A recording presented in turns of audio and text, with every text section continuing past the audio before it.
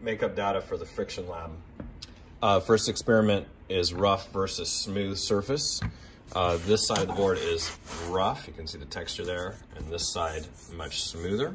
So we're going to set up a block with some weights on it, and I'm going to pull it nice and smooth, and I get 3 newtons of force to pull it.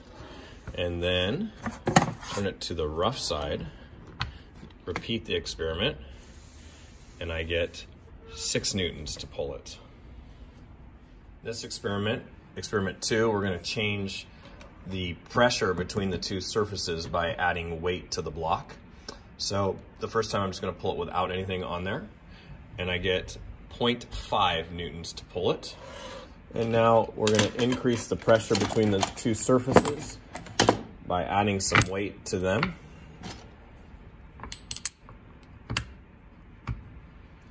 And repeat the experiment.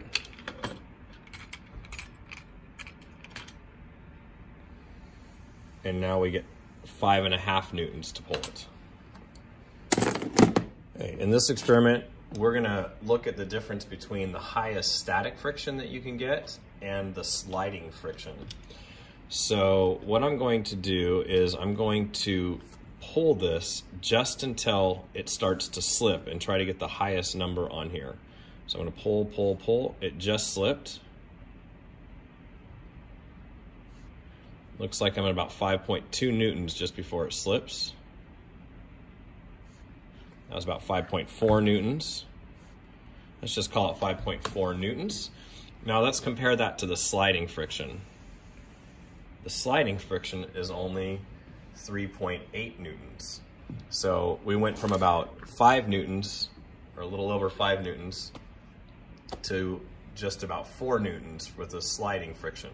So you can see the static friction is much higher than the sliding friction.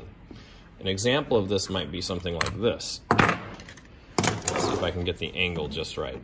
If I tilt this just till it slides, okay, I'm gonna come back down now. So static friction is still holding that. So maybe that's 5 newtons of static friction right now. And now if I just barely touch it, it will slide. That means that the sliding friction is lower than the static friction. Okay, this experiment I think you can probably just do at home. So for drag or fluid friction, which is friction between the air or a liquid, rather than trying to measure the force, which will be difficult to do, what we're gonna do is you're going to drop a paper flat like that, and then you're gonna drop a piece of paper crumpled. You could measure the height, like from 1 meter or 2 meters high, time how long it takes to fall, and calculate the speed, and explain the difference in terms of fluid friction. Okay, the last station, experiment 5, is rolling versus sliding friction. And so I set up some basically colored pencils here as wheels, and this is called rolling friction, and I'm gonna measure the newtons it takes to pull it at a steady speed, and it's only 0.2 newtons, only 0.2 newtons. And then if I compare that to sliding friction, it's 3.5 newtons. So 0.2 newtons rolling to 3.5 sliding. The invention of the wheel was amazing because it allows us to reduce friction by so much. Inside of here, spinner, is a bunch of bearings, which are just little circles basically, or little BBs. And a piece of metal pivots around those BBs, and that allows us to reduce friction quite a bit. There's an example of rolling friction.